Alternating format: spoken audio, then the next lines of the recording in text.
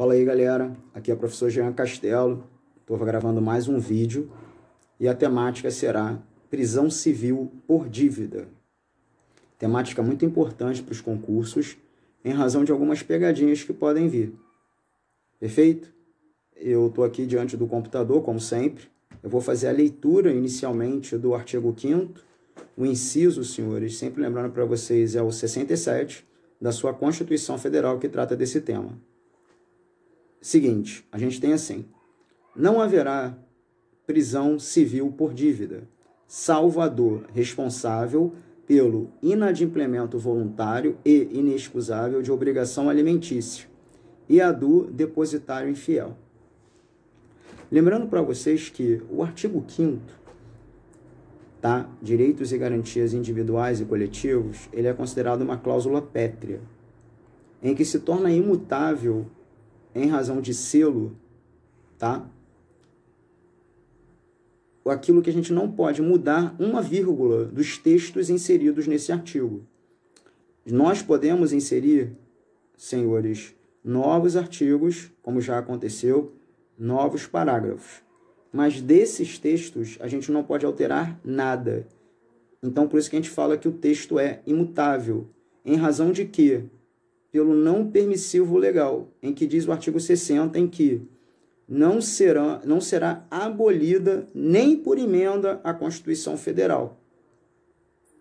Então, o artigo 5º, nem através de emenda, pode ser alterado. Tá? O seu texto, senhores. É lógico que pode ocorrer a inserção, como já aconteceu, de incisos e parágrafos. Perfeito? Em razão disso, o que aconteceu? Existe uma súmula vinculante de número 25, que cabe destacar. É ilícita a prisão civil de depositário infiel, qualquer que seja a modalidade do depósito. Quando há essa informação pela súmula vinculante número 25, você percebe que existe uma contrariedade entre a súmula, que só pode ser editada, promulgada, cancelada, alterada, seja lá o que for, pelo STF, ou seja, Supremo Tribunal Federal. Automaticamente, você percebe que existe uma contrariedade entre a súmula vinculante e o artigo 5º em seu inciso 67, que trata especificamente do depositário infiel. Então, o que ocorreu? Ocorreu o seguinte: de acordo com o seu enunciado, ele pode vir, conforme a Constituição Federal, é possível a prisão. É lógico que você vai colocar os dois, inclusive o depositário infiel. Agora, se vier conforme o entendimento, súmula do STF, é lógico que você não vai colocar os dois. Por quê? De acordo com o entendimento do STF, depositário infiel não está mais recepcionado pela nossa Constituição Federal. Então, como ele não está mais recepcionado, ele não pode ser aplicado, tá? Porque a gente também não pode alterar, ou seja, retirar do texto o depositário infiel, já que o artigo 5º, inciso 67, é uma cláusula pétrea, imutável com relação ao seu texto. Então, automaticamente, o que fazer? Então, o STF deu a solução.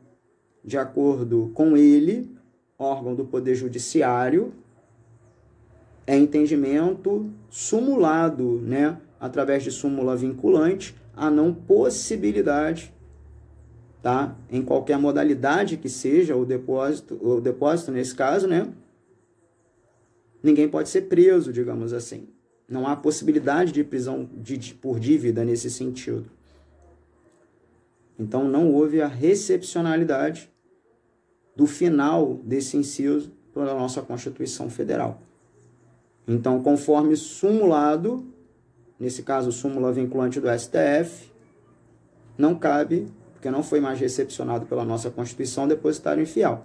Se for de acordo com a Constituição Federal, pelo texto da Constituição Federal, em seu artigo 5º, inciso 67, é possível, sim, ainda a prisão do depositário infiel, tá?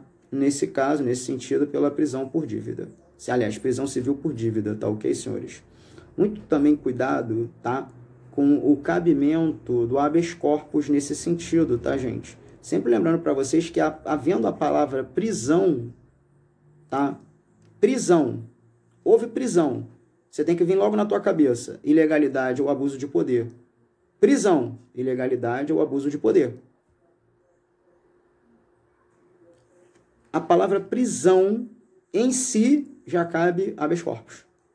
Então, em prisão civil por dívida, cabe habeas corpus? Cabe. Por quê? Prisão. Qual é a regra? Liberdade. Qual é a exceção? Prisão. Tá? Professor, prisão administrativa. Senhores, Código de Processo Penal até trata do tema em razão de medidas cautelares. Tá? A partir do artigo 283 do Código de Processo Penal. Mas a gente não vê prisão administrativa, tá? Em relação ao quê? A Constituição Federal. Tá?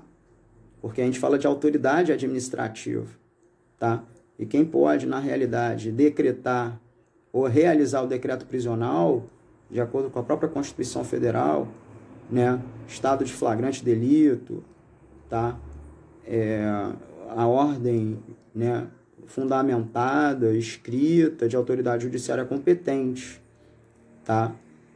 Então, sempre lembrando para vocês, prisão, tá? Prisão, tá? A gente vai tratar aqui constitucionalmente como autoridade judiciária competente. Perfeito? Então, nesse caso, prisão administrativa, ilegalidade ou abuso de poder. Prisão administrativa, cabe habeas corpus? Cabe também. Beleza? Então, aí uma palhinha também sobre a possibilidade do habeas corpus quando a matéria for prisão civil por dívida. Beleza, senhores? Fiquem com Deus e até o próximo vídeo.